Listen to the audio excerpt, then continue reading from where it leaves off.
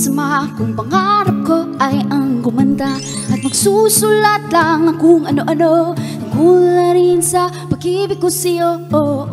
Wala rin naman akong pakialam kung tumutol man sila sa gusto ko, dahil di naman nila ako pinapalamon, di nila buhay ang buhay ko.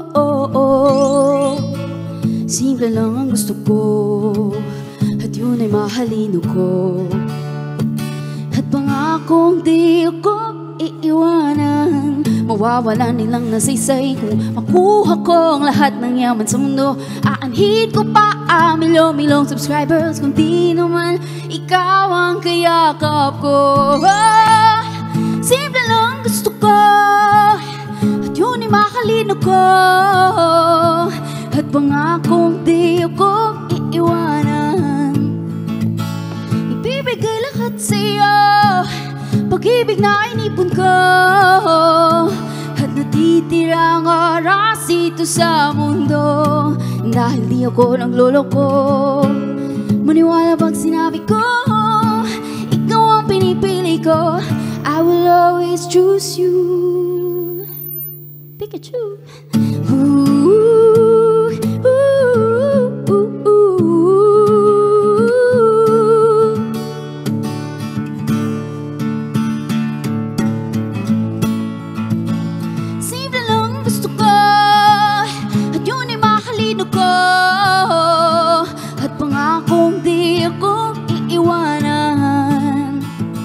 Ibibigay lahat sa'yo, pag-ibig na inipon ko, at natitirang oras dito sa mundo.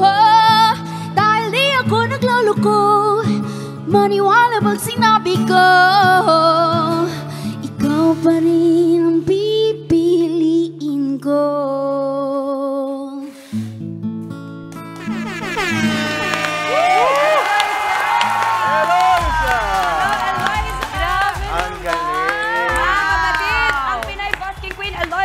Kinanta niya ngayon lang ay ang kanyang soon-to-be released single na pinamagatang Pikachu! Hi, team! Good morning, kapatid! Morning! Good morning! Hindi ka Pokemon fan? Hindi. Growing up, pero not hard. Pero favorite mo si Pikachu? Yes, yes. Kaya, Pikachu, the cutest. Yung yellow, ano.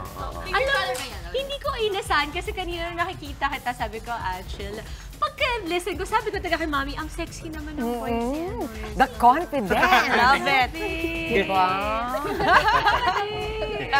So, kwentuhan mo naman kami tungkol doon sa kanta, Eliza. What was the process? Matagal mo na ba itong naisulat? Ilang minuto? Ilang araw? I think, yung first part, yun talaga yung pinakamabilis ko nagawa. Kasi parang it's about singing.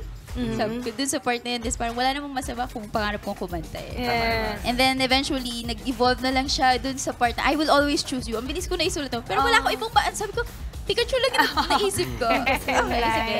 Na-stick na ako sa Pikachu. Yes. I choose you. Saka nag-evolve eh, sabi niya, di ba? Hindi siya nag-evolve. Hindi naging Raichu si Pikachu, ha?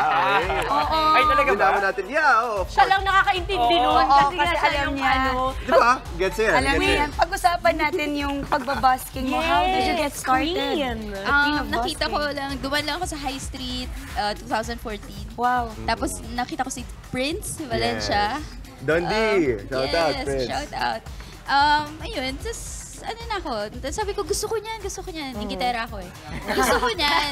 And then parang a month after, parang manifest ko siya. Tapos nagkaroon ako ng opportunity na mag-try doon. Sabi ko, kahit hindi pa ako prepared sa gamit and all, sabi ko, push na ako. 10 years na. Ano yung motivation mo doon? I mean, is it just because ang sarap mag-perform dun sa environment na yon, or is it lucrative? Ano, what makes you keep going back 10 years? I think good question. Kasi sabi ko, of all the location, bakit sa High Street iba yung aura? I think kasi yung mga tao din, very appreciative sa art, sa craft. Yeah. Of all the places, shout out.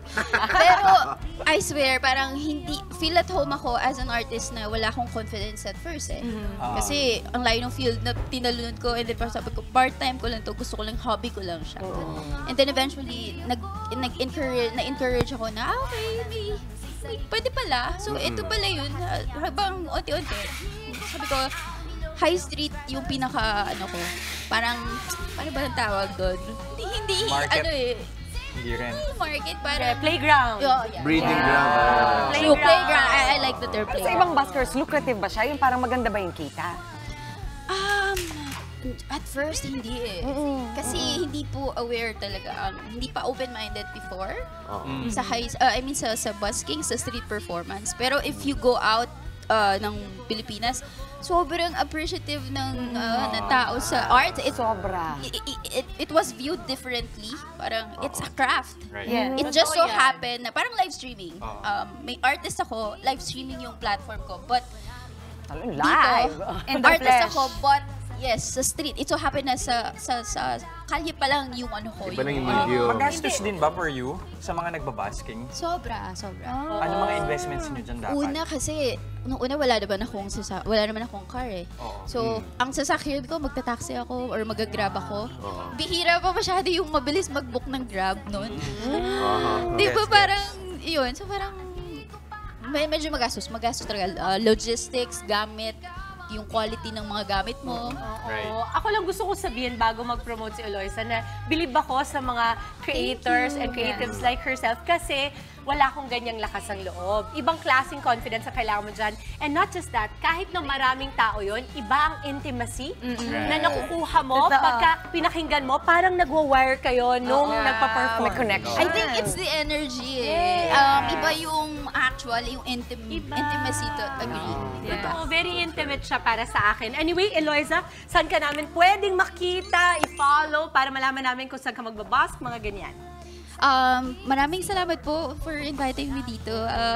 You can follow me sa mga nanonood online, Eloisa J. Loni. Facebook, Instagram, YouTube, TikTok, tsaka Spotify for original songs. O kaya dumiretso na lang kayo sa High Street. That's the name of our new show. Tuwing kailan ka nandun? Tuwing kailan ka nandun?